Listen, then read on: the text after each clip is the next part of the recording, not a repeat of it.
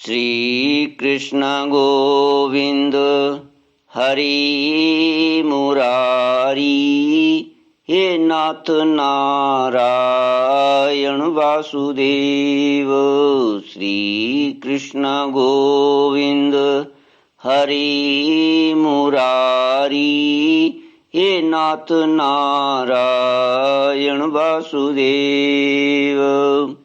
सच्चिदानंद रूपाय विश्वोत्पत्त्यादि Hathaway तापत्रय विनाशाय श्री कृष्णाय वयं नमः।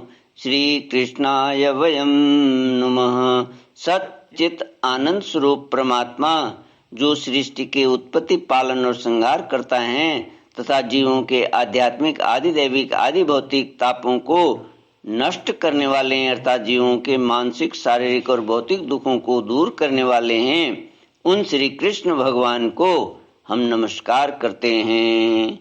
ओम नमो भगवते वासुदेवाय। ओम नमो भगवते वासुदेवाय। श्रीमद्भागवत पंचम स्कंद अथ अष्टमोऽध्यायः। श्रीशुक उवाच एकदा तु महानद्यां कृताभिषेकनैयमिकावश्यको ब्रह्माक्षरम् अभिगृह्णानो मुहूर्तत्रयम् उदकान्त उपविवेश। भरत जी का मृग के मोह में फंसकर मृग योनि में जन्म लेना। श्री सुखदेव जी कहते हैं, एक बार भरत जी गंडकी में स्नान कर नित्य नैमित्तिक तथा शौचादि अन्य आवश्यक कृत्यों से निवृत्त हो प्रणव का जप करते हुए 3 मुहूर्त तक नदी की धारा के पास बैठे रहे। राजन, इसी समय एक हरिणी प्यास से व्याकुल हो जल पीने के लिए अकेले ही उस नदी के तीर पर आई। अभी वह जल पी ही रही थी कि पास ही गरजते हुए सिंह की लोक भयंकर दहाड़ सुनाई पड़ी। हरिण जाति तो स्वभाव से ही डरपोक होती है। वह पहले ही चौकन्नी होकर इधर उधर देखती जाती थी। अब ज्यों ही उसके कान में वह भीषण शब्द पड़ा कि सिंह के डर के मारे उसका कलेजा धड़कने लगा और नेत्र कातर हो गए। प्यास अभी बुझी न थी, किंतु अब तो प्राणों पर आ बनी थी, इसलिए उसने भयवश एकाकी नदी पार करने के लिए छलांग मारी। उसके पेट में गर्भ था, अतः उछलते समय अत्यंत भय के कारण उसका गर्भ अपने स्थान से हटकर योनि द्वार से निकलकर नदी के प्रवाह में गिर गया। वह कृष्ण मृग पत्नी अकस्मात गर्भ के गिर जाने, लंबी छलांग मारने तथा सिंह से डरी हुई होने के कारण बहुत पीड़ित हो गई थी।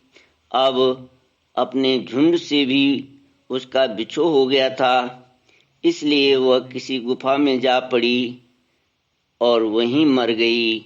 श्री कृष्ण गोविंद हरि मुरारी, हे नाथ नारायण वासुदेव।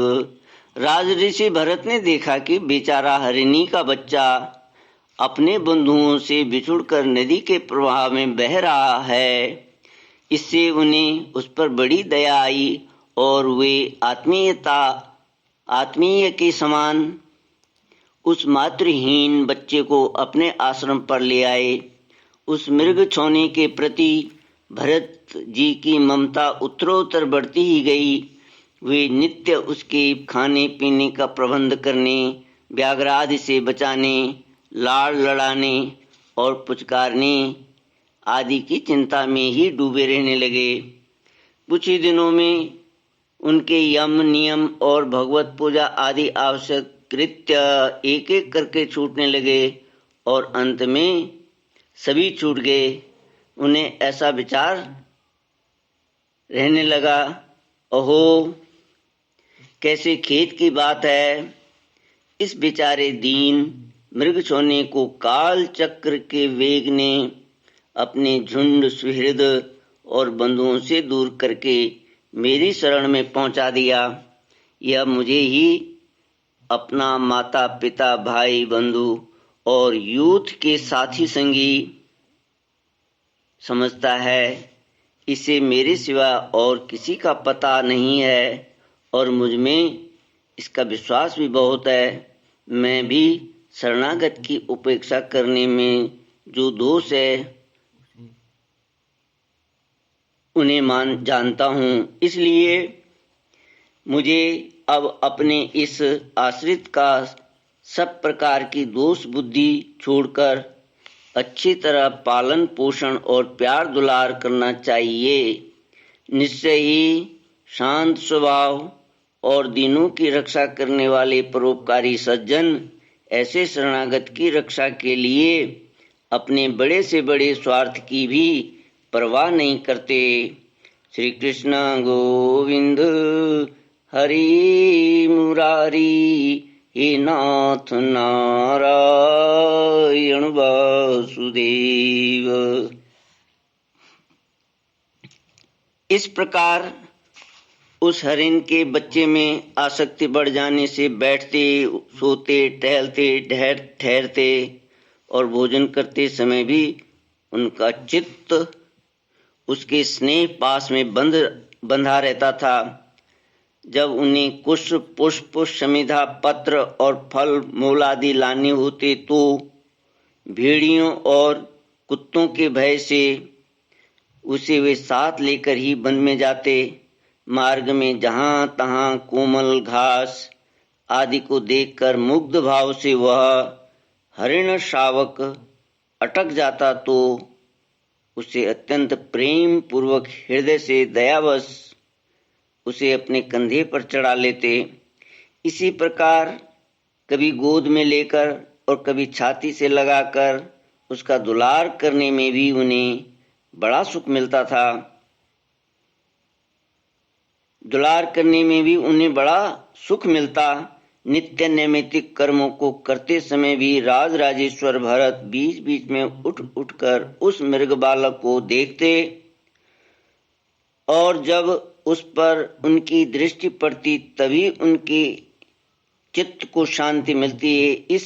उस समय उसके लिए मंगल कामना करते हुए वे कहने लगते, बेटा तेरा सर्वत्र कल्याण हो।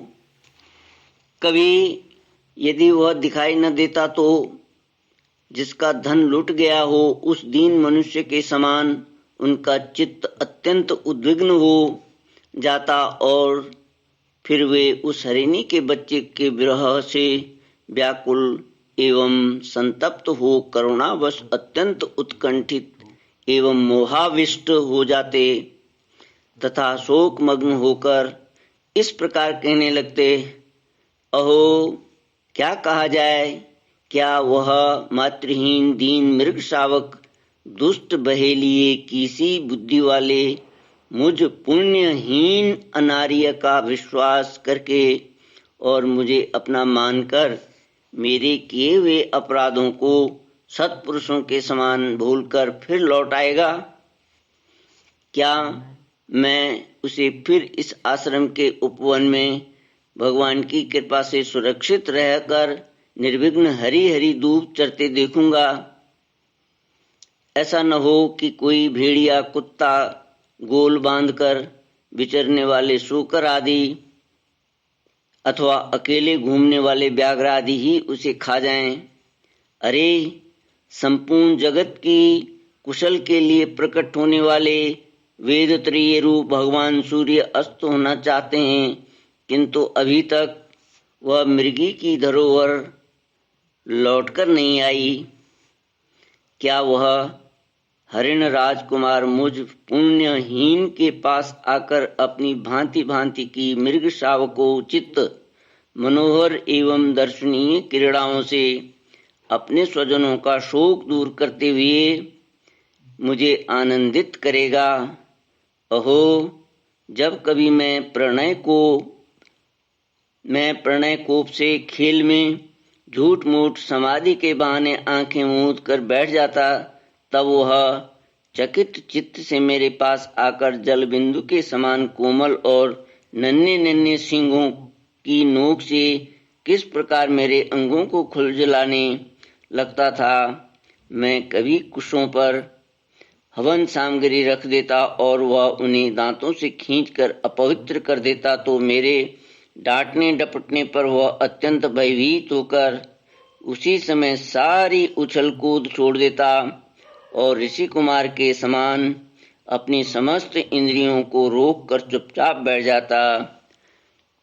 श्री कृष्ण गोविंद हरि मुरारी, हे नाथ नारायण वासुदेव।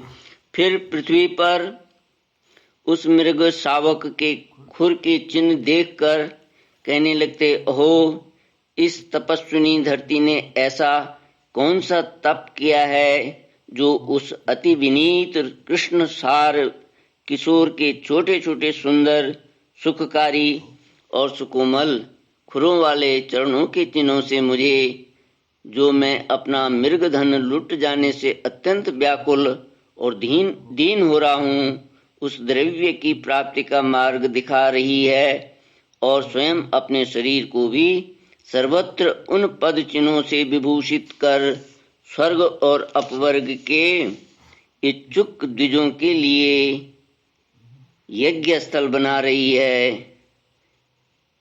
श्री कृष्ण गोविंद हरि मुरारी, हे नाथ नारायण वासुदेव।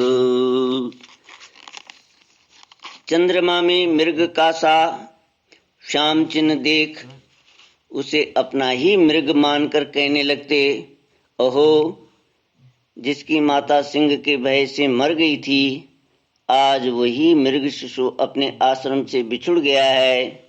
अतः उसे अनाथ देकर क्या वे दीन वत्सल भगवान नक्षत्र नाथ दयावश उसकी रक्षा कर रहे हैं।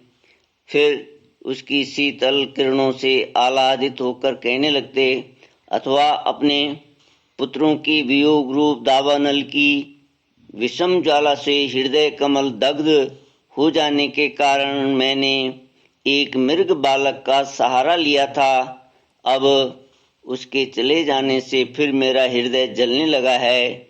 इसलिए ये अपनी शीतल शांत स्नेहपूर्ण और वदन सलिल रूपा अमृतमयी किरणों से मुझे शांत कर रहे हैं।